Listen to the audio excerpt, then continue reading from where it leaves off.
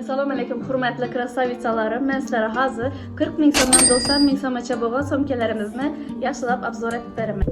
Krasavitsalarım, men sizlarga birinchi bo'lib ishni kosheloklardan ko'rsatishni boshlayman. Buna keladigan bo'lsak 40 ming so'm, meni bellarına ID karta, plastiklar sig'ib turadi. Yana bir xil turdagi koshelokim. Bu ham kichkina. Buni hozir ichini ochib ko'rsataman. Yana bir xil koshelokimiz bor. Bu ulug'roq variantdagisi, ham so'mka etib olsangizlar ham bo'ladi. Keyin buni hamma rangidan bor. Endi 50 ming so'mlik so'mkalarimizni obzor etib boshlaymiz. Imanda 50 ming so'mlik so'mkamizning 3 xil rangi bor. Yana yaxshilab e'tibor bersangizlar, sifatini ko'rasizlar. Meni kalta xili ichida istori bor. Bir xil turdagi 50 ming so'mlik so'mkalarimiz, yana lekin buni asadon uzunroq remeni. Yana bir xil 50 ming so'mlik ulug'roq bozor o'joridim udobniy narsa. So'mka mana 3 xil rangi bor. Boytirib kichaytiraverasizlar. Ichina koshelok, telefon, polovlarni ko'p narsa ketadi.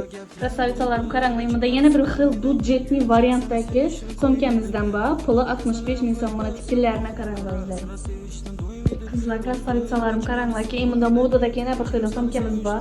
Ichina polniy daftar kitob sig'adi. Buni sifati ina qaranglar, mana 4 xil sveti bor. Puli 70 ming so'mdan. Yana bir dana 70 ming so'mlik xil so'mkalarimiz bor. Bunda ikki xil, buni remeni ulaymaydi. Bunda отдельный remeni bor.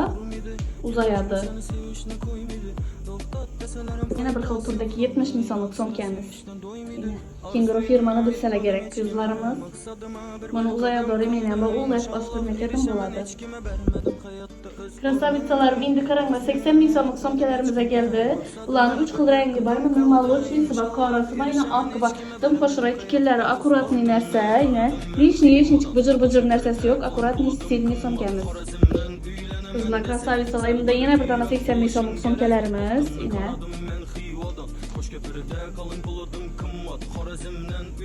yana imanda Chanel so'mkalarimiz 80 ming so'mdan.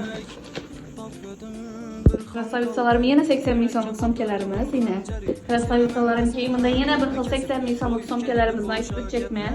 6 xil rangda, qora, korичневый, молочный, ivory, siyri rangi, rozoviy rangidan sifatida gap yo'q, o'zlaringiz kelib ko'rib olaverasizlar.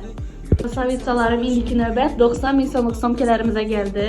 Daftar, ruchka, влажный, bu ko'proq institut maktabchi qizlarimiz uchun 3 xil rangi bor daftar sig'adi. Polniy, mana sifatini gap bo'lishi mumkin emas.